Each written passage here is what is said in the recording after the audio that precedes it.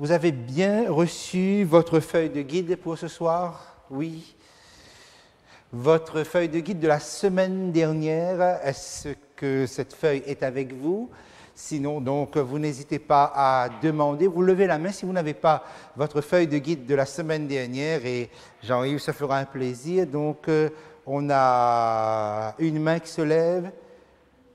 Deux mains, Jean-Yves, voilà. Donc, ici, la feuille de guide de la semaine dernière, puisque nous en aurons aussi besoin ce soir.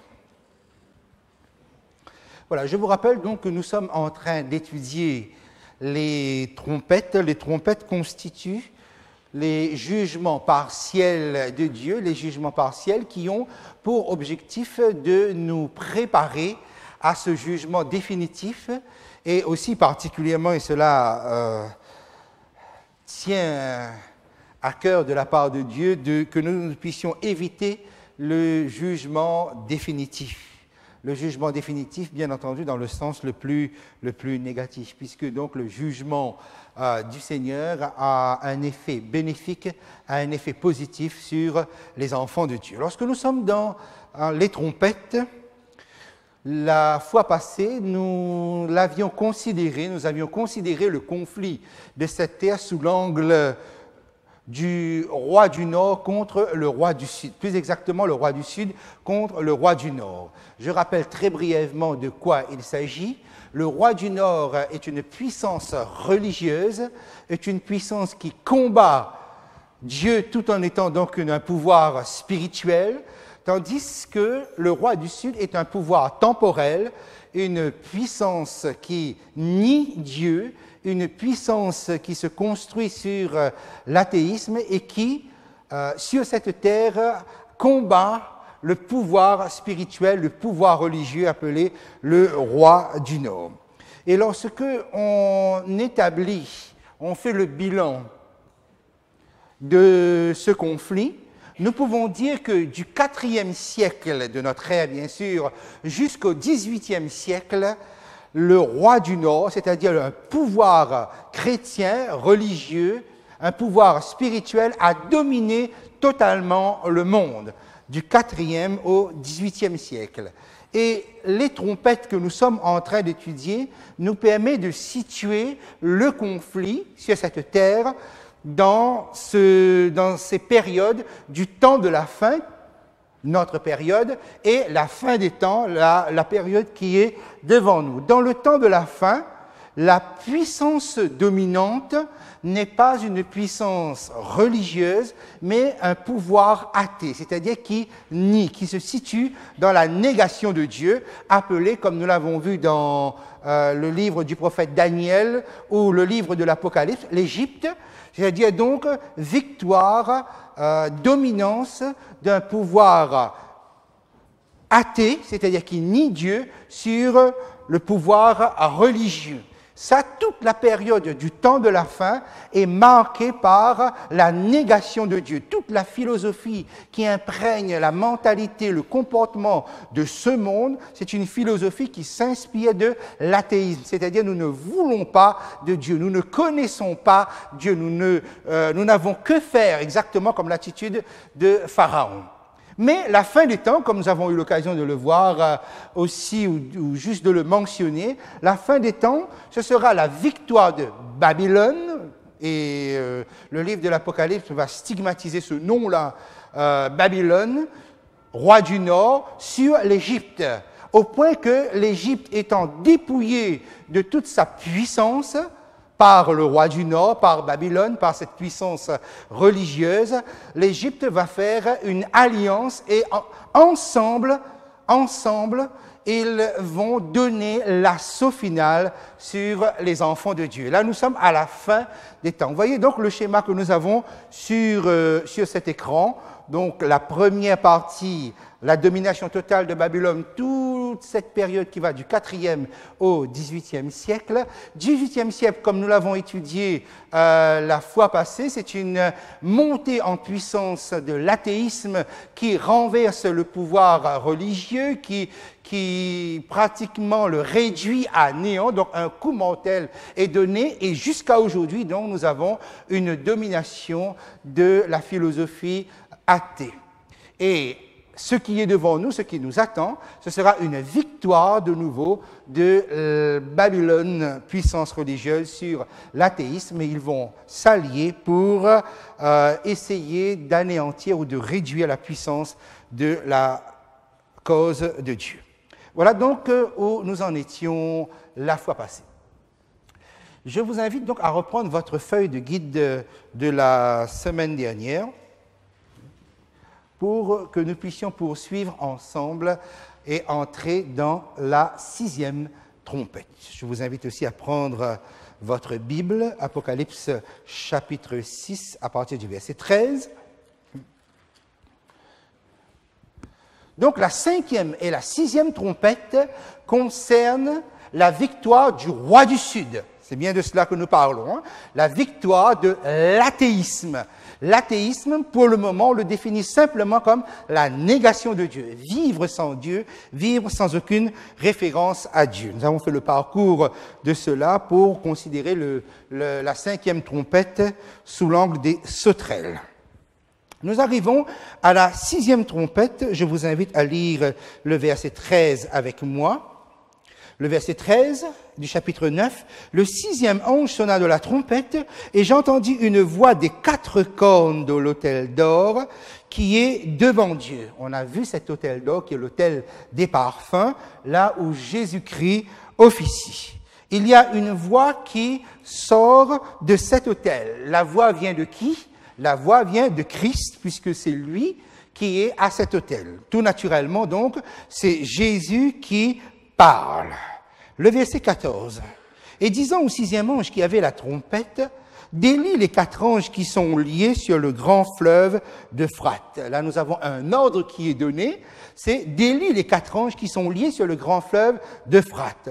L'Euphrate est la source qui alimente la ville de Babylone. C'est tout naturellement donc que nous retrouvons les allusions ici. Donc vous écrivez sur votre feuille donc Babylone. Voilà. Okay? Donc nous avons ici une allusion à Babylone. On a vu la victoire de l'Égypte dans la 5e trompette. Il y a ici une allusion à Babylone. Mais qu'est-ce qui est dit particulièrement? De délier les 4 anges qui sont liés sur ce fleuve. On les délie. Verset 15. Et les 4 anges qui étaient prêts pour l'heure, le jour, le mois et l'année furent déliés afin qu'ils tuassent le tiers des anges. La parole est surprenante puisque ces anges sont des anges de Dieu. Ils étaient liés, c'est-à-dire dans l'impossibilité d'agir, dans l'impossibilité d'une action, et à un certain moment, l'heure, le jour, le mois et l'année, ils sont déliés pour une œuvre terrible de tuer le tiers des hommes. Nous verrons par la suite que eux, ils ne tuent pas directement, simplement qu'ils vont laisser faire. C'est-à-dire que ils étaient liés jusqu'à présent donc par une action. Maintenant, ils sont déliés dans le sens où maintenant ils vont laisser faire. Ils étaient liés parce qu'ils retenaient quelque chose sur l'Euphrate, ils empêchaient. Maintenant, ils sont déliés, ils n'empêchent plus. Ils vont laisser faire. Et c'est ce laisser-faire-là qui nous permet de comprendre cet aspect du jugement immanent. Vous vous rappelez, lorsque nous avions parlé de cela, lorsqu'on parle du jugement partiel, on parle de jugement immanent, c'est que bien souvent, Dieu laisse faire, et le fait même de laisser faire occasionne une catastrophe, un dégât, et que Dieu le récupère comme étant son jugement. Donc ici, c'est ce que nous avons, c'est ce que nous voyons ici particulièrement. Alors, ce verset que je viens de lire, on nous parle de ces 4 anges qui étaient prêts pour l'heure, le jour, le mois et l'année, furent déliés. Il y a un moment où les anges de Dieu, dans l'histoire, laissent faire quelque chose parce que un temps est arrivé. Nous avons donc une accentuation sur l'heure, le jour, le mois et l'année. Commence alors une œuvre de Dieu. Cette œuvre de Dieu-là nous intéresse particulièrement, mais d'abord voyons à quoi correspondent l'heure, le jour, le mois, l'année. Dans le livre de l'Apocalypse, c'est la fois passée lorsque nous avions lu le message du premier ange dans Apocalypse 14, nous avions vu à quoi correspondait l'heure. L'heure, c'est l'heure du jugement est arrivée. jugement qui commence dans le ciel. L'heure, c'est l'heure du jugement. Le jour, c'est le jour des expiations. En rapport avec la prophétie, c'est le jour des expiations. Le mois, c'est le mois de Tishri, le mois des trompettes, où on annonce le jugement de Dieu. Et rappelez-vous donc, dans le contexte des trompettes, les jugements partiels préparent le jugement, l'exécution du jugement définitif. L'année, c'est l'année de purification. Tout cela est en rapport avec le sanctuaire. Il y a le début d'une œuvre, il y a le début d'une œuvre de Dieu qui commence dans le ciel. Sur la terre, il doit y avoir une répercussion de cette œuvre céleste. Il faut que ça se répercute sur la terre. Or, ce n'est pas possible qu'on répercute une œuvre céleste par un message sur la terre, parce que jusqu'à présent, le roi du Nord, qui est une puissance religieuse, domine, accapare tout.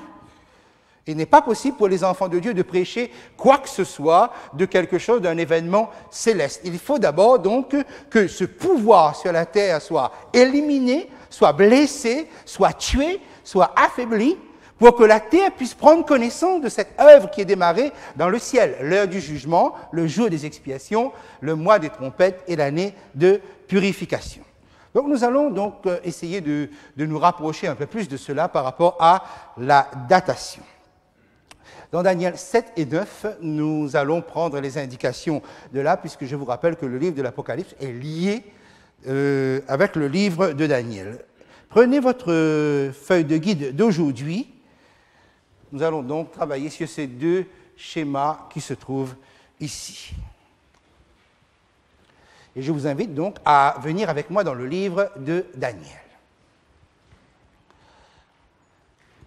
Lorsque nous regardons la vision parallèle prophétique en rapport à ce que nous venons de dire, l'heure, le jour, le mois, l'année, il y a quelque chose qui est très intéressant. Donc le livre de Daniel, chapitre 7, le verset 26. Au-dessus du verset 26, vous avez une action, c'est l'action du roi du Nord qui opprime les saints. Verset 25, ce roi du Nord est représenté sous la forme d'une corne qui a des yeux au verset 20 et une bouche qui parle avec arrogance. C'est une corne. L'explication que l'ange donne ici, verset 24, les 10 cornes, ce sont 10 rois. Les cornes sont des rois. Les cornes représentent un pouvoir politique.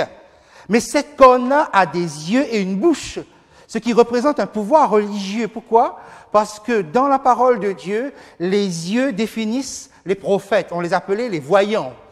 Et la bouche définit les prophètes, parce qu'on les appelait les parlants. D'ailleurs, le mot prophète, fétès, veut dire « je parle ». C'est celui qui parle, c'est celui qui parle de la part de Dieu. Donc, vous avez là une corne politique, mais qui a une activité religieuse et spirituelle. C'est le roi du Nord. On nous raconte au verset 25, il prononcera des paroles contre le Très-Haut, il opprimera les saints du Très-Haut, il espérera changer les temps et la loi, et les saints seront livrés entre ses mains pendant un temps, des temps et la moitié d'un temps, verset 26. Puis viendra le jugement, et on lui ôtera sa domination, qui sera détruite et anéantie pour jamais. Lorsque vous tournez une page de votre Bible au chapitre 8 et le verset 14, vous avez à partir du verset 10 ce même roi du Nord représenté par une corne. Son action maintenant s'élève vers le ciel. Il va s'attaquer à quelque chose, verset 10. Chapitre 8, elle s'éleva jusqu'à l'armée des cieux, elle fit tomber à terre une partie de cette armée des étoiles et elle les foula. Elle s'éleva jusqu'au chef de l'armée, lui enleva le sacrifice perpétuel et renversa le lieu de son sanctuaire. De quel sanctuaire il s'agit? Il n'y a plus de sanctuaire terrestre, donc il s'agit du sanctuaire céleste. D'ailleurs, donc l'expression « elle s'éleva jusqu'à l'armée des cieux » indique que cette corne, chapitre 7, s'attaque horizontalement au peuple de Dieu. au sein de Dieu, et verticalement au sanctuaire. C'est cela que nous avons sous les... C'est-à-dire renverse le lieu de son sanctuaire. Verset 12, l'armée fut livrée avec le sacrifice perpétuel à cause du péché. La corne jeta la vérité par terre et elle réussit dans ses entreprises. Effectivement, donc les gens, pendant toute cette longue période que j'ai citée tout à l'heure, n'avaient plus accès directement au bénéfice du sacrifice de Jésus-Christ. Pourquoi? Eh bien parce que sur terre, on avait créé un autre autel. Sur terre, on avait créé un sanctuaire. Et il est vrai que tout l'édifice de l'Église romaine est calqué sur le sanctuaire terrestre israélite. Voilà pourquoi il y a un autel, voilà pourquoi il y a un prêtre. Et le rite qu'on appelle l'Eucharistie est un rite de sacrifice. C'est-à-dire que pour venir à Jésus et recevoir le pardon des péchés, il faut passer de nouveau à l'horizontale par le prêtre qui opère le sacrifice par l'hostie, après l'avoir élevé. Okay? Et vous avez là ce que le livre de Daniel va appeler abomination. Abomination dans quel sens? Parce qu'on resacrifie Jésus-Christ de nouveau. N'oubliez pas que le principe eucharistique, c'est que le prêtre a le pouvoir de faire descendre matériellement, physiquement, corporellement Jésus-Christ dans le cercle appelé hostie, et de là d'opérer le sacrifice pour l'intercession de l'assemblée des fidèles qui sont là. Mais du coup, regardez bien, plus personne ne monte directement à Christ avec le sacrifice perpétuel. Le sacrifice perpétuel, c'est l'offrande perpétuelle qui était donc sacrifiée matin et soir pour appeler les gens, appeler les pécheurs à venir à Jésus. Non, on passait par un système humain, un système terrestre, un pouvoir terrestre. C'est ça. Donc le sanctuaire céleste est renversé, la vérité est renversée. Verset 13, j'entendis parler à un saint et à un autre saint, il dit à celui qui parlait, mais jusqu'à quand? C'est-à-dire combien de temps s'accomplira la vision sur le sacrifice perpétuel, sur le péché dévastateur? Jusqu'à quand le sanctuaire et l'armée seront-ils foulés? Jusqu'à quand, ça veut dire, c'est quand la fin? La question est posée sur la fin. Verset 14, et il me dit 2300 soirs et matins, puis le sanctuaire sera purifié. Voilà la période, le nombre, le chiffre grand, immense qui est donné, 2300 soirs et matins, puis le sanctuaire sera purifié. Verset 16, j'entendis la voix d'un homme au milieu de lui là, et il cria et dit, Gabriel, explique-lui la vision. C'est très intéressant, dans le livre de Daniel, il y a deux mots pour le mot vision. Lorsque on parle des ravages de l'histoire d'ensemble, on utilise un mot, qui est le mot azon. Vous n'avez pas besoin de le noter, si ça vous intéresse, je vous le donnerai par la suite. Mais lorsqu'on parle de la vision des 2300 soirs et matins, on utilise le mot marée. Et lorsque Daniel entend la voix dire « Gabriel, explique-lui la vision », c'est le mot marée qui est ici, c'est-à-dire « explique-lui » les 2300 soirs et matins. Verset 17. Il vint alors près du lieu où j'étais, et à son approche, je fus effrayé, je tombai sur ma face, et il me dit, sois attentif, fils de l'homme, car la vision, c'est-à-dire le marée, la vision des 2300 soirs et matins, concerne un temps qui sera la fin. Puisqu'on avait posé la question, jusqu'à quand? Jusqu'à 2300 soirs et matins. Donc, quand on arrive au bout des 2300 soirs et matins, c'est le temps de la fin. Le verset 26. Et la vision, le marée, la vision des soirs et matins et des matins dont il s'agit est véritable. Pour toi, tiens secrète cette vision, car elle se rapporte à des temps éloignés. Donc, vous retrouvez la même pensée d'un temps qui est situé au loin. Daniel 27 appelle le jugement ce que Daniel 8 appelle la purification du sanctuaire céleste. On a donné un grand chiffre, un nombre impressionnant, 2300. Dans la Bible, dans le langage prophétique, un jour est égal à une année. Vous avez ce texte-là, je l'ai mis pour vous. J'ai rajouté ici ce que les Juifs avaient l'habitude de faire lorsqu'ils lisaient. Et il faut savoir que, prenons par exemple les textes comme Exode 13, 10. tu observeras cette ordonnance au temps fixé de jour en jour. Littéralement, c'est écrit de jour en jour. Mais toutes nos traductions, et à juste titre, traduisent d'année en année.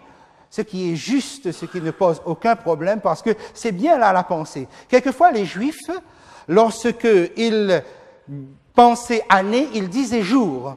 Vous avez un exemple dans la Genèse 5:8, lorsqu'on parle d'un des fils d'Adam, Seth, on dit tous les jours de Seth furent de 912 ans. Et quand on parle de jours et on parle d'années, pour le juif, c'est un concept qui s'assimile. Ce sont des expressions qui peuvent être identiques.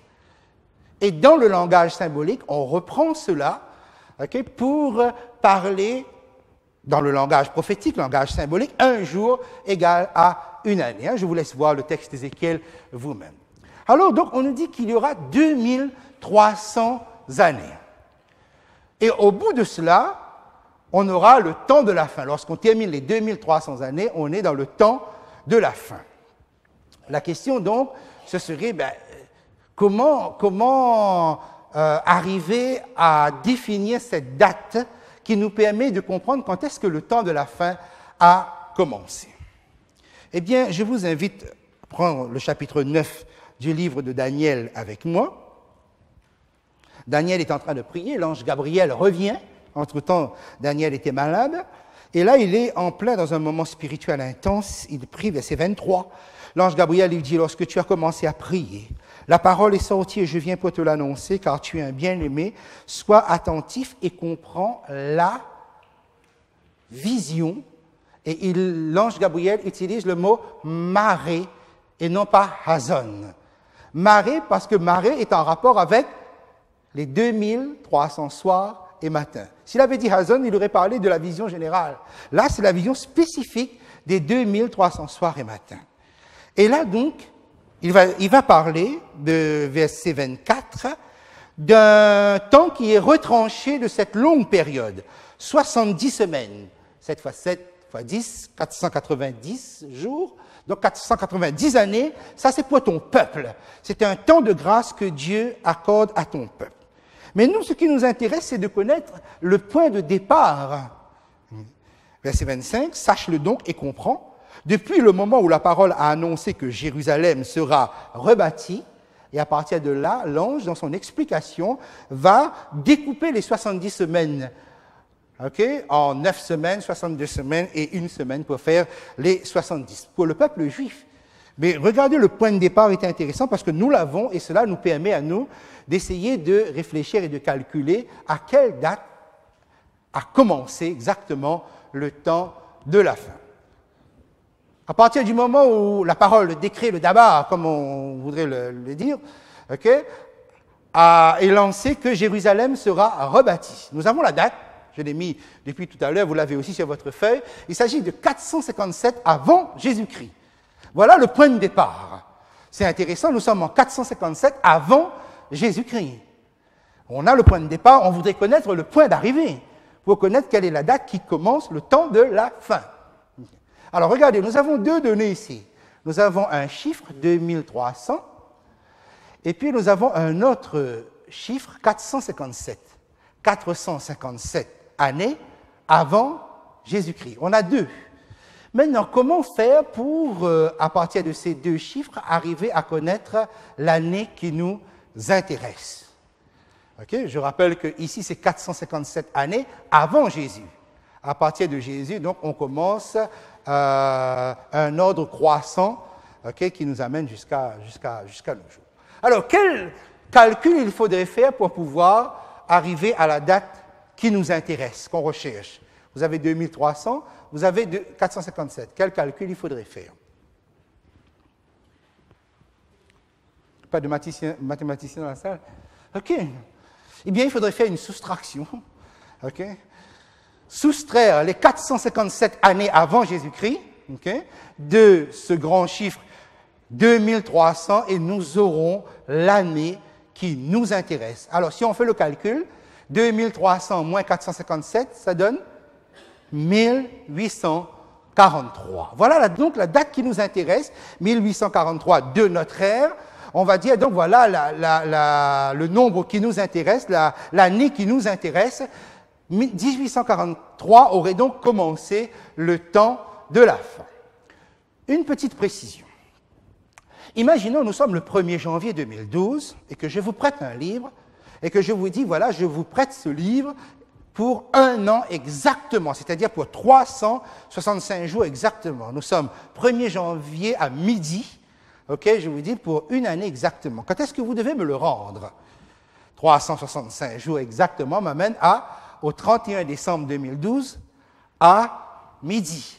Pas le 1er janvier, 1er janvier c'est l'anniversaire, mais pour écouler le nombre de temps exact d'une année, donc l'échéance termine le 31 décembre 2012. Je suis dans la même année. Imaginons ceci, je reprends le même schéma, mais que ce n'est pas le 1er janvier 2012 que je vous prête le livre, mais le 23 octobre 2012 à midi. Je vous dis, voilà, rendez-moi ça exactement, je te prête pour 365 jours exactement 1 année, et il faut me le rendre. À ce moment-là, à quelle date vous allez me le rendre? Je ne suis pas en janvier, je suis 23 octobre, donc ça pousse dans l'année. Il me faut donc, pour atteindre le même nombre de jours, okay, pour compter 1 année, ça va donc dépasser 2012, j'arrive le 22 octobre 2013. Forcément, je tombe dans l'année puisque ça décale, donc ça tombe dans l'année suivante. OK pour ça? OK, pour faire 1 année.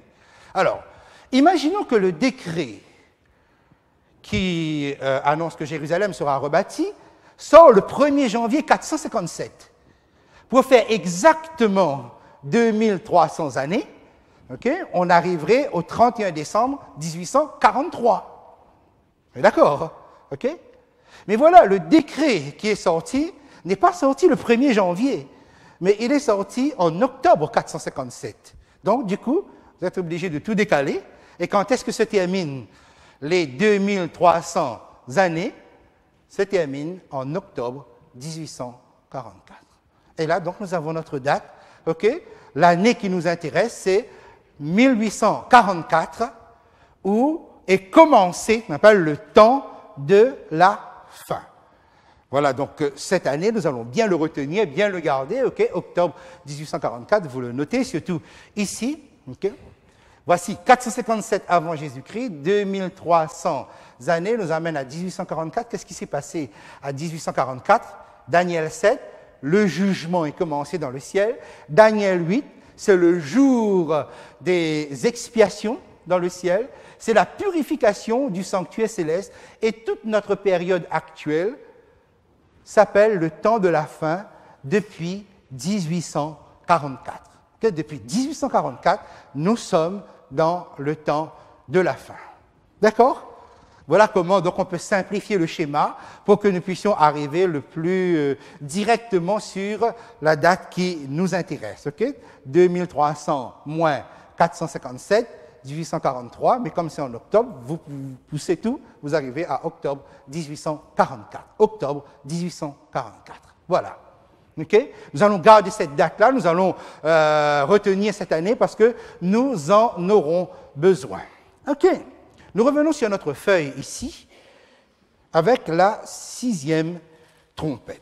1844, puisque donc voilà le jour, l'heure, le jour, le mois, l'année. 1844, c'est le début d'une œuvre de Dieu. Qu'est-ce qui se passe sur la terre? Nous avons dit qu'avec les trompettes, c'est la victoire de l'athéisme, c'est la victoire du roi du Sud. Mais dans ce 19e siècle, alors que le christianisme officiel romain est vaincu, il y aura un mouvement de réveil. Et là, vous l'écrivez sur votre feuille, hein, c'est mouvement de réveil.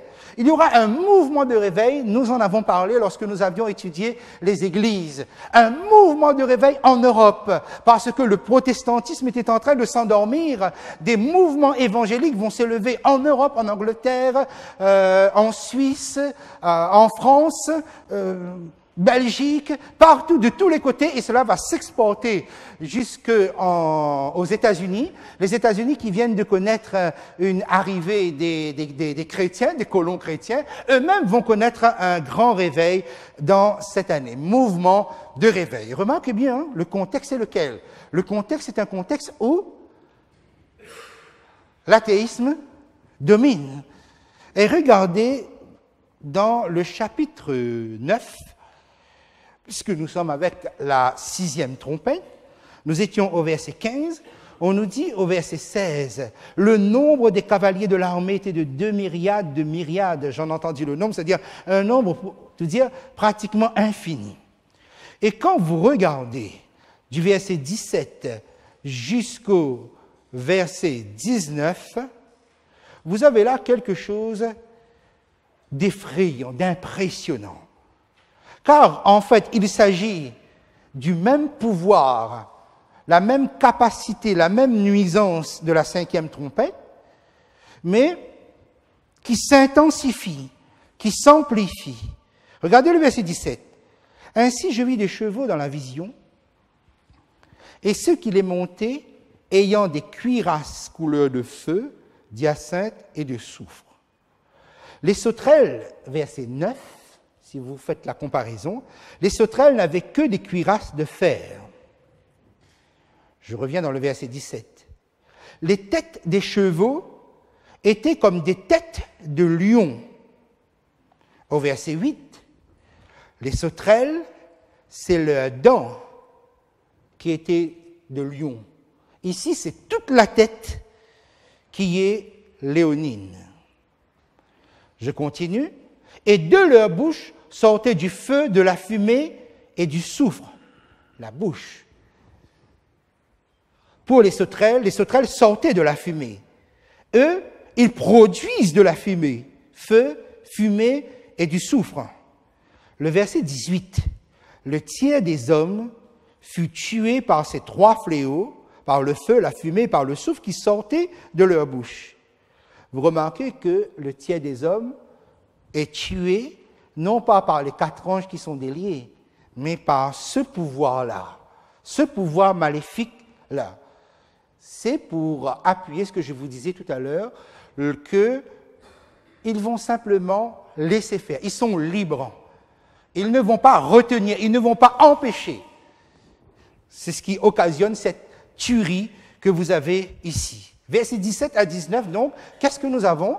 Nous avons une extension et un renforcement des philosophies mensongères et athées sur la terre. C'est-à-dire tout ce que nous avons vu la semaine dernière dans la 5e trompette est renforcé. Autrement dit, donc, le 20e siècle, le 19e siècle, le 20e siècle vont connaître une amplification. C'est-à-dire que le monde ne va pas devenir plus spirituel, plus religieux, se référant plus au Seigneur. Non, ils vont au contraire se réfugier davantage dans ces philosophies qui se trouvent ici. Prenons quelques exemples ici, donc vous allez noter sur votre feuille, quelques idéologies, je dis bien quelques, c'est pas tout, hein, parce que j'ai pas tout mis, idéologie ici de la Révolution française, puisque c'est la Révolution française qui sera l'expression la plus populaire, la plus forte, puisqu'ils vont décapiter non seulement la monarchie, puisque, on se rappelle, Louis XVI, Marie-Antoinette vont passer à la guillotine, mais décapiter aussi la papauté, puisque donc on fait arrêter le pape Pie VI, et ce sera l'anéantissement d'un pouvoir. Il faut voir comment, nous en aurons l'occasion de revenir là-dessus. Presque tous les grands pays d'Europe vont connaître à leur tour une déficience dans cette religion romaine, justement. Il faut savoir comment Napoléon arrivait aussi à les acheter, l'Allemagne. Par exemple, comment Napoléon, lorsque il s'est livré justement à cette arrestation, comment il avait réussi à faire rester l'Allemagne tranquille, de ne pas intervenir, simplement en leur disant, ben voilà, tous les trésors de l'Église catholique, vous les prenez, je vous le donne, du moment que vous nous laissez tranquilles. Et l'Allemagne s'est livrée à un pillage des monastères, des églises. On a déterré jusqu'au tombeaux des prêtres, des évêques. On a arraché tous les trésors, les bagues et tout ça qui étaient dans cela. Après, ils ont recouvert. Il faut savoir, c'était un pillage dans les règles. On a brûlé des églises qui étaient renommées jusqu'à présent. C'était l'Allemagne. Pour vous dire comment toutes ces idées-là vont se répandre en Europe. C'est pourquoi la Révolution française joue ici un grand rôle. Le marxisme, le matérialisme, nous aurons l'occasion aussi encore d'en reparler, puisque lorsque nous serons au cœur de notre livre de l'Apocalypse, ça va jouer un rôle fort, justement, donc, dans le développement que nous aurons à faire. Le rationalisme, c'est-à-dire donc tout par la raison, le culte par la raison, et l'évolutionnisme de Charles Darwin, ou le darwinisme, c'est-à-dire la négation de la création de Dieu, que l'homme n'est pas créé par Dieu, mais que l'homme est le produit d'une longue évolution. Vous voyez, j'ai mis 4 ici, on aurait pu rajouter le freudisme aussi, de Freud, la psychanalyse, qui sont, voilà, une manière, on peut guérir sans faire référence à Dieu, parce que Dieu, ça, c'est une invention des hommes. Comme l'homme, quand il grandit, il a besoin d'un père protecteur. Lorsqu'il est grand, il garde la nostalgie de cela, alors il s'invente un Père éternel, donc c'est Dieu. Vous voyez comment l'explication ici est donnée. Mais tout vient de là. Vous savez, il faut comprendre, quelqu'un l'a dit à juste titre, c'est que le 19e siècle, c'est vraiment le siècle de la mort de Dieu. Le 19e siècle, il faut considérer un instant donc tous les grands philosophes qu'on étudie dans nos lycées, les grands qu'on cite, qui sont des référents jusqu'à aujourd'hui. Regardez Nietzsche, pour lui, la religion, ça, c'est l'aliénation. Pour Auguste Comte, la religion, ça, c'est de la superstition. Pour Marx, c'est l'opium du peuple. Pour Freud, c'est une névrose, etc. Vous voyez, mais tout cela naît au 19e siècle, et tout cela développe leurs idées là, à partir de 1844, dans toute cette période ici. Verset 20-21, verset 19 d'abord, le pouvoir des chevaux était dans leur bouche et dans leur queue. Leur queue était semblable à des serpents ayant des têtes, et c'est avec elles qu'ils faisaient du mal. On avait étudié le concept de queue avec les sauterelles, que la queue, c'est en rapport avec le mensonge. Le prophète du mensonge, c'est la queue. Ici, on a rajouté à la queue la bouche. C'est la bouche et la queue. C'est l'enseignement du mensonge, puisque le soufre, le feu, la fumée sort de la bouche. C'est ça qui intoxique le monde. C'est ce qu'ils enseignent. Et tout le monde entier, notre siècle, y compris le 21e, va être contaminé par cela. Et le verset 20, verset 20-21, qu'est-ce que vous avez dans la mentalité humaine à la fin des temps? Il y a un endurcissement, un renforcement de la méchanceté. Il n'y a pas de repentance. Je lis le texte avec vous parce que ça vaut la peine. Verset 20. Les autres hommes qui ne furent pas tués par ces fléaux, les autres, il y a un tiers qui est tué, les autres qui ne furent pas tués par ces fléaux, est-ce qu'ils sont passés par la repentance? Est-ce qu'ils se sont convertis? Le texte nous dit, ils ne se repentirent pas des œuvres de leurs mains et de manière à ne point adorer. Voyez maintenant l'adoration. Ne point adorer les démons et les idoles d'or, d'argent, d'airain, de pierre et de bois qui ne peuvent ni voir, ni entendre, ni marcher. Verset 21. Ils ne se repentirent pas de leur meurtre, ni de leur enchantement, ni de leur impudicité, ni de leur vol. Vous voyez qu'il y a bien un endurcissement de la méchanceté, qui nous mène vers la fin des temps. Autrement dit, est-ce que le monde devient meilleur au fur et à mesure que nous nous rapprochons du retour de Jésus? Comme certaines doctrines chrétiennes l'enseignent. Le monde devient meilleur. Regardez bien ce que la Bible, ce que la parole prophétique nous donne ici. Au contraire, il y a un endurcissement, il y a un renforcement et il n'y a pas de repentance. Mais regardez bien ce qu'il y a sous vos yeux. Lisez bien ce qu'il y a sous vos yeux. Vous allez constater quelque chose. Regardez bien. Verset 20. Ils ne se repentirent pas des œuvres de leurs mains, de manière à ne point adorer les démons, les idoles d'or, d'argent, d'airain, de pierre, de bois, qui ne peuvent ni voir, ni entendre, ni marcher. Vous avez ici la transgression du deuxième commandement. ne pas adorer des images. Verset 21, ils ne se repentirent pas de leur meurtre. Vous avez ici la transgression du 6e commandement. Ni de leur enchantement, ni de leur impudicité ou de leur débauche, ou de leur adultère. Vous avez ici la transgression du 7e commandement. Ni de leur vol, transgression du 8e commandement. 4 commandements sont cités pour indiquer c'est la totalité des commandements. Au fond, le résultat de l'enseignement mensonger qui domine le monde a fini par mettre les gens complètement en porte-à-faux avec les 10 commandements. Et il y a quelque chose qui a été rajouté, inséré ici, dans le verset 21, ni de leur enchantement ou de leur magie. Le mot qui est là ne se trouve pas dans les 10 commandements. Il y a 4 enchantements. C'est le mot pharmakon. Le mot pharmakon désigne ce que les sorciers fabriquaient. Ils le fabriquaient pour en faire des médicaments, mais ils pouvaient aussi, dans la même manipulation, faire des poisons. Vous connaissez ça, hein, là? Même ici à La Réunion, quand on parle des devinets, on ne sait pas trop si on y va pour le bien ou si on y va pour le mal. On peut aller pour les deux d'ailleurs. Donc voilà, vous retrouvez cela. Le mot est ici inséré pour parler justement de ceux qui fabriquent des médicaments sont les mêmes que ceux qui fabriquent des poisons. Et là, vous arrivez à quelque chose d'extrêmement intéressant. Pourquoi? Parce qu'au fond, de quoi est alimenté le monde? De quoi ils sont nourris? Bien souvent, des poisons ressemblent à des médicaments. Il y a des idéologies, quand vous en êtes nourri, vous avez l'impression que vous vous sentez bien. Ça soulage. On respire, mais ce sont de véritables poisons.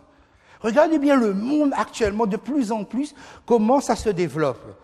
Mais nous sommes dans un gouvernement, on va le dire, laïque, démocratique.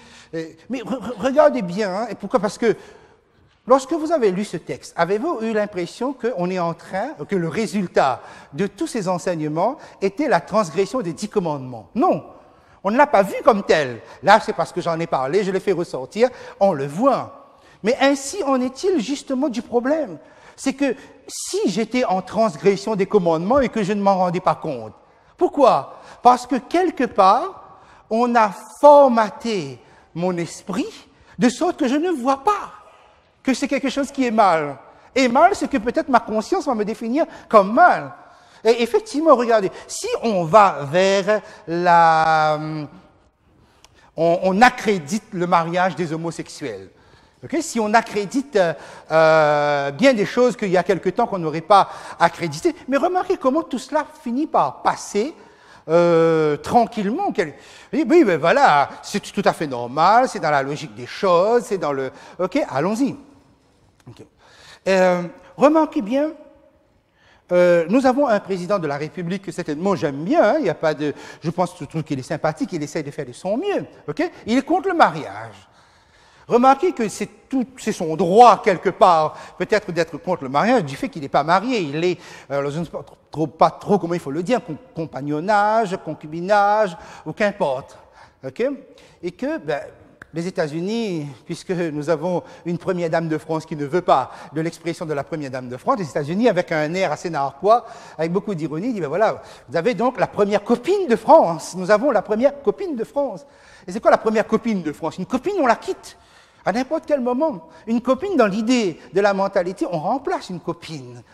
Mais une femme, une épouse, ça, c'est un lien éternel. Mais remarquez bien, du fait que jusqu'à présent, il n'y avait pas ça en France et que ce soit placé à la tête de l'État, ben, ça devient naturel après tout. Oui, ben, pourquoi pas? Regardez les sondages. La majorité des Français sont pour le vote, sont pour le mariage homosexuel. Donc, ils ne voient pas, du moment qu'on ne fait pas le mal, du moment qu'on ne... Voilà, on peut faire tout... Vous comprenez? Et comment, finalement, quelque part, la parole de Dieu peut nous sensibiliser? Et si, finalement, il y avait des choses qui étaient mal, et que je ne n'appelle plus ça mal, et que j'en étais amené à les considérer autrement, différemment. Vous savez, lorsque on travaille au sein des communautés homosexuelles, il y a quelque chose qui est très intéressant, vous savez, ce sont des gens qui savent faire la fête, ils font beaucoup la fête. Hein. Ce sont peut-être ceux qui arrivent à mieux sur cette terre faire la fête. Ils arrivent à s'amuser. Okay. Mais c'est la communauté aussi où il y a le plus de suicides. Vous savez pourquoi? Une étude a été faite. Parce que quel que soit ce que la société dira, ou votera, ou permettra, leur conscience enregistre que ce qu'ils font n'est pas bien. Leur conscience l'enregistre.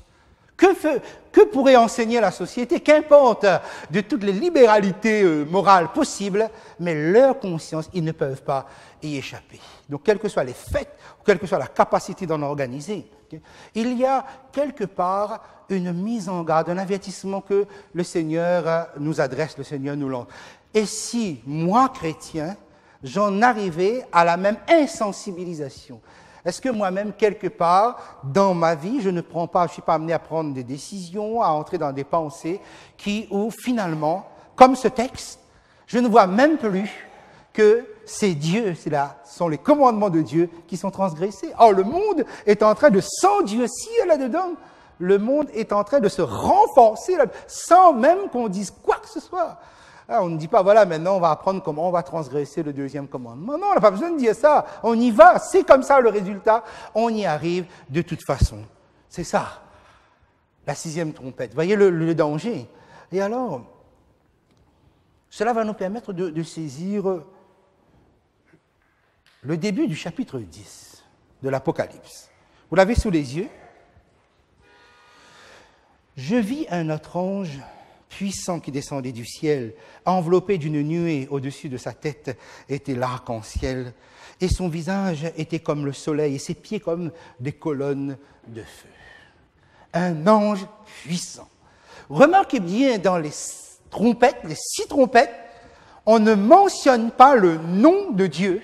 Regardez bien, relisez bien, vous allez voir. Le nom de Dieu n'y est pas du tout. C'est intentionnel, hein? Pas même allusion à Jésus. Maintenant, il y a quelque chose qui change. Une parenthèse va s'ouvrir d'office parce que nous avons besoin qu'une parenthèse s'ouvre. Et qui est cet ange puissant? Regardez bien, l'ange puissant qui est là a les caractéristiques, les attributs de la divinité. Nuée, ça c'est Dieu. Quand on parle de nuée dans la parole de Dieu, c'est en rapport avec Dieu. L'arc-en-ciel, c'est la grâce qui entoure le trône. Vous avez cet ange-là. Et puis cet ange a aussi les caractéristiques de Jésus. Le visage qui brille comme le soleil, les pieds embrasés. Je vous ramène au chapitre 1er lorsqu'on avait passé un moment là-dessus. Bon, vous écrivez sur votre feuille que cet ange, c'est Jésus lui-même, puisque c'est un personnage de la divinité. Et pour appuyer cela, je vous ai donné le texte d'Ésaïe 63. Sur votre feuille, vous voyez, je suis revenu sur la page, sur notre feuille de guide de ce soir. Hein, voilà. Okay. Je vous ai donné le texte d'Ésaïe 63, versets 8-9, afin que vous soyez à l'aise avec cette histoire de Jésus qui est appelé ange dans le livre de l'Apocalypse. C'est dans la Bible que Jésus est appelé ange. Puis le texte, il avait dit, certainement, ils sont mon peuple, des enfants qui ne seront pas infidèles. Il a été pour eux un sauveur. Dans toute leur détresse, ils n'ont pas été sans secours. Et l'ange qui est devant sa face les a sauvés. Il les a lui-même rachetés dans son amour et sa miséricorde. Et constamment, il les a soutenus et portés aux anciens jours. Vous voyez donc les verbes qui sont attachés à l'ange qui est devant la face de Dieu, un sauveur, un racheteur, un rédempteur, un soutien, quelqu'un qui nous porte. Donc l'ange devant la face de Dieu, c'est Jésus lui-même. Jésus est appelé l'ange qui est devant la face de Dieu. Continuons notre lecture. Verset 2. Il tenait dans sa main un petit livre ouvert. Il posa son pied droit sur la mer et son pied gauche sur la terre. Un livre ouvert. Donc la lecture et compréhension sont accessibles. C'est un petit livre qui est ouvert. Ça veut dire donc, on va pouvoir lire, on va pouvoir comprendre. Son pied gauche, son pied droit sur la mer et son pied gauche sur la terre. Ce qui exprime sa domination de mer et terre. Attention. Nous sommes en train d'arriver vers le cœur du livre. La mer et la terre sont les domaines des alliés de Satan, des alliés du dragon. De la mer sortira un monstre marin, de la terre, chapitre 13, verset 11, sortira un monstre terrestre. OK? Premier verset, 11e verset. Vous avez ici. Regardez bien. Il pose ses pieds donc, sur mer et terre. Ça veut dire qu'il domine. Il domine un territoire hostile. C'est Jésus qui a dans sa main une révélation qui est accessible et il domine un territoire hostile. C'est déjà rassurant. Nous retirons quelque chose de rassurant ici. Et là, quelque chose va se passer. Au verset 3, il crie. L'ange crie. Au verset 6, l'ange jure, c'est-à-dire va faire un serment. Et au verset 9, l'ange dit. Il va ordonner. Okay, voilà ce que nous écrivons. Pas de complications ici. Regardons un instant, l'ange crie. C'est-à-dire, Jésus va crier. Verset 3, il cria d'une voix forte comme rugit un lion. Okay? C'est le lion de Juda qui défend son peuple. C'est un cri de victoire, c'est un cri final qu'il lance ici. Et quand il lance ce cri, verset 3, quand il cria, les 7 tonnerres firent entendre leur voix. Il y a eu un déclenchement des 7 tonnerres. Je vous ramène au psaume 29 pour que vous puissiez bien regarder, lire et avoir une idée de ces 7 tonnerres. Verset 4, quand les 7 tonnerres eurent fait entendre leur voix, j'allais écrire et j'ai entendu une voix du ciel, une voix qui dit « Celle ce qu'on dit les 7 tonnerres, ne l'écrit pas. » Il allait écrire. Mais une voix du ciel, retenez bien cela, une voix du ciel fait entendre un arrêt, on stoppe l'affaire, on bloque l'affaire. Celle, ne l'écrit pas. Et il y a là quelque chose qui est assez intéressant parce que par rapport à la suite, nous nous rendons compte de cela. C'est quoi les 7 tonnerres? Bon, ben justement, on n'a pas écrit. Mais les 7 tonnerres dans le psaume 29, vous allez le voir. Remarquez bien le schéma. Le lion de Juda, Jésus, nous sommes au 19e siècle. Hein, le monde est complètement contaminé, dominé par toutes les philosophies que nous avons mentionnées. Jésus pousse un cri final, le cri de victoire.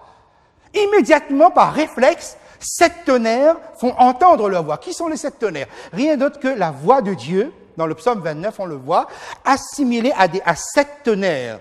Mais quand les 7 tonnerres, en rapport avec la voix de Dieu, font entendre, ce sont des actions de Dieu catastrophiques, certes, et qui ont un effet direct sur la nature. Et dans le psaume 29, on a inclus le déluge. C'est quoi le déluge? Le déluge, c'est l'intervention de Dieu qui met fin définitivement, qui met fin à ce qui se passe sur cette terre. Et là, nous avons une indication. C'est parce que Jean allait écrire et on lui dit non, n'écris pas, celle. Et la scène est étrange. La scène est étrange parce qu'il y a un événement qui va suivre. C'est le serment. Je prends tout de suite le serment avec vous. OK? Verset 6. Et verset 5. L'ange que je voyais debout sur la mer, sur la terre, leva sa main droite vers le ciel et jura par celui qui vit au siècle des siècles. Regardez bien, ça aurait pu s'arrêter là et on va indiquer. Qui a créé le ciel et les choses qui y sont, la terre et les choses qui y sont, et la mer et les choses qui y sont, qu'il n'y aurait plus de temps. Verset 7. Mais qu'au jour de la voix du 7e ange, quand il sonnerait de la trompette, le mystère de Dieu s'accomplirait, comme il a annoncé à ses serviteurs les prophètes. Il jure, et il jure, c'est-à-dire il fait serment qu'il n'y aura plus de temps, je vous promets, il n'y aura plus de temps, et que la voix de la 7e trompette va accomplir véritablement ce que Dieu a promis. Il y a comme une rétractation. Il faut comprendre l'image du langage humain. Le lion pousse un cri de victoire, victoire finale. Automatiquement, sans réfléchir, les 7 tonnerres se déclenchent. J'ai dit sans réfléchir, mettez ça dans le langage humain, ok? Il déclenche, c'est la fin, c'est fini. C'est comme le déluge. Dieu va tout détruire, les enfants de Dieu seront protégés, etc. Enfin, gloire à Dieu, alléluia. Et puis tout d'un coup, on dit non, n'écris pas, c'est trop vite, vous allez trop vite. Ok, d'accord, peut-être, je suis allé trop vite. Mais je jure qu'il n'y aurait plus de temps. Je jure que ce qui a été annoncé va se faire. Maintenant, c'est là que nous allons essayer de comprendre un moment pourquoi, qu'est-ce qui s'est passé avec ce cri qui est ici. Regardez bien, comment la 6e trompette s'est terminée. La 6e trompette s'est terminée par la victoire dominante du mal, en contradiction avec les commandements de Dieu. Mais avez-vous bien regardé? 1/3 des hommes furent tués, et les autres qui ne furent pas tués, c'est-à-dire les 2/3, ne se convertissent pas. Okay? 1/3 tués, 2/3 ne se convertissent pas. À moins que je me trompe, mais 3/3, c'est la totalité, n'est-ce pas? Okay, vous avez la totalité. 1/3 tué, 2/3 qui ne se convertissent pas. Ben, il y a un problème. Ça veut dire la totalité du monde se trouve dans un état, 1/3 tué par cette théorie, et 2/3 qui ne changent pas là. Donc on comprend que la scène ressemble étrangement au déluge qui s'est passé à l'époque de Noé. Le mal était à maturité et il fallait en finir. Comme Sodome et Gomorrhe, le mal arrive à maturité, Dieu descend et il éradique. C'est l'élimination finale. Et c'est ça qui a fait crier le lion, 19e siècle, hein, regardez bien, 19e siècle. Le mal arrive à une telle maturité, une telle ampleur, que vous dites, mais où sont les enfants de Dieu quand le mal domine? Ben, si 1/3 est tué, 2/3 ne se convertissent pas, mais où sont les enfants de Dieu? N'est-ce pas? C'est la question qu'on pourrait se poser parce que la question là est la même que nous nous posons aujourd'hui. Si l'évangile est si puissant, si la parole de Dieu est si tonitruante et extraordinaire, mais où sont les enfants de Dieu? Regardez autour de vous. Vous avez l'impression que, il n'y a que ceux qui suivent ces philosophies que nous venons de dénoncer. Ils se plaisent là-dedans. Mais où sont les enfants de Dieu? On ne les voit pas.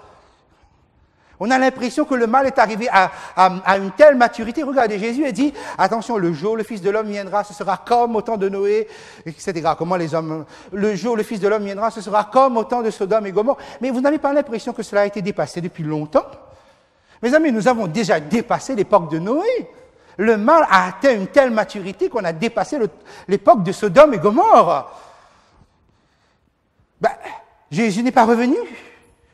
Et en fait, Jésus avait déjà poussé un cri de victoire. Ce qui vous indique ceci, écoutez bien, c'est que depuis le 19e siècle, le mal a atteint toute sa capacité idéologique dans le concept. Ils ne peuvent plus aller plus loin. Ils sont arrivés au maximum. C'est derrière nous. Hein. Aujourd'hui, c'est la gestion de cela dans le monde. C'est ça qui a fait crier Jésus. Pourquoi pas? Parce que, regardez, mais tout le monde est contaminé. Il n'y a rien qu'on peut retirer là-dedans. On dit non. Et c'est là qu'on comprend. Un temps de grâce spécial est donné à la terre depuis le 19e siècle, moment où le lion a crié la finale. Et que les tonnerres ont déclenché leur voix pour dire, ça y est, le déluge va arriver. On dit, non, attends. Ok, Jésus attend. Mais il dit ceci, je jure qu'il n'y a plus de temps. Plus de temps prophétique, comme nous avons calculé. Pourquoi? Parce que 1844, c'est l'aboutissement. On ne peut pas aller plus loin dans le calcul prophétique. Et le monde ne peut pas inventer pire, sinon, si ce n'est au niveau de la technique. Mais tout a été inventé au niveau du mal. Sinon que le monde actuel n'en est que le bénéficiaire. OK? Il n'y a plus de nouvelle période prophétique. L'ange, si vous avez noté ça, OK? L'ange jure. Et regardez, son serment est sur le Dieu créateur. Il jura par celui qui a fait le ciel et les choses qui y sont, la terre et les choses qui y sont, la mer et les choses qui y sont. Pourquoi le Dieu créateur? Pourquoi? Et pourquoi mentionner? On aurait pu dire, voilà, je jure par celui qui est le Dieu créateur. Pourquoi avoir mentionné la nature? Parce que justement ceci, Jésus fait le serment sur quelque chose que le monde ne peut pas douter, ne peut pas remettre en question. Vous pouvez douter du Créateur, mais la création, ou bien on va appeler ça la nature. Okay, ben, le ciel, ça peut être l'espace avec les nuages et tout ça. La terre, la nature, là, il y a un environnement, la mer et toutes ces choses qui y sont. Vous ne pouvez pas douter de ça. Vous pouvez douter de celui qui l'a fait. Mais vous ne pouvez pas douter que ces choses existent. Et un jour, il faudra bien aller à la finalité de ça. Ces choses qui existent, elles existent, ces choses, elles existent par qui? Donc, regardez bien, sur quoi Jésus jure ou fait le serment? Sur quelque chose que le monde ne pourra jamais remettre en question, c'est l'existence de leur environnement. Vous pouvez remettre en question la rédemption, vous pouvez remettre en question ce que Jésus a fait, mais vous ne pouvez pas remettre en question ce que Dieu a fait, même si vous remettez en question Dieu, parce que ce qu'il a fait est là autour de vous. Et c'est là-dessus. Pour dire que c'est aussi certain ce que je suis en train de dire, ce que Jésus dit, ce que je suis en train de... Le serment que je fais est aussi certain que les choses qui vous environnent. Parce que demain, il va falloir répondre comment les choses sont là. Il va falloir mettre une véritable logique derrière tout cela. Et vous voyez pourquoi cela est utilisé. Et là, le texte de Hébreux 6, verset 17-20, que j'ai mis sur votre feuille. Regardez comment l'auteur de l'Épître aux Hébreux va s'exprimer. C'est pourquoi Dieu, voulant montrer avec plus d'évidence aux héritiers de la promesse, l'immuabilité, c'est-à-dire immuable, c'est quelque chose qui ne change pas, l'immuabilité de sa résolution, Dieu a pris une résolution, intervint par un serment, afin que par deux choses immuables, deux choses qui ne changent pas, dans lesquelles il est impossible que Dieu mente. C'est-à-dire que dès que Dieu intervient par un serment, il est impossible qu'il mente. Il ne ment pas. Sinon, il ne se serait plus lui-même pris à ses propres yeux au sérieux. Nous trouvions un puissant encouragement. Nous, dont le seul refuge, c'est quoi votre seul refuge à vous? C'est cette terre qui vivait justement dans un tel contexte, a été de saisir l'espérance qui nous a été proposée. Cette espérance, nous la possédons comme une encre de l'âme, sûre et solide. Elle pénètre au-delà du voile, c'est-à-dire jusque dans le sanctuaire. Mes amis, c'est extraordinaire. Okay? Il faut comprendre comment le ciel, et cette impatience de Jésus, c'est un langage, je le répète, c'est un langage humain pour que nous arrivions à comprendre le ciel. Il y a une impatience céleste de régler cette affaire de la terre. Mais au 19e siècle, dans quel état se trouve le monde? Comme si c'est la totalité, les 100% qui sont complètement contaminés. On ne peut rien retirer dessus. Que Dieu revienne et qu'il balaye tout ça avec le déluge, qu'il sauve 3 ou 4. Et puis, mais rappelez-vous le schéma qu'on a fait concernant le peuplement du royaume des cieux. Okay? Et cela est là pour dire que vraiment c'est un temps de grâce qui sera accordé à la terre, à l'humanité tout entière. Un temps de grâce à l'humanité tout entière avec un message spécial. Quel est ce message spécial? C'est ce que nous verrons le lundi prochain.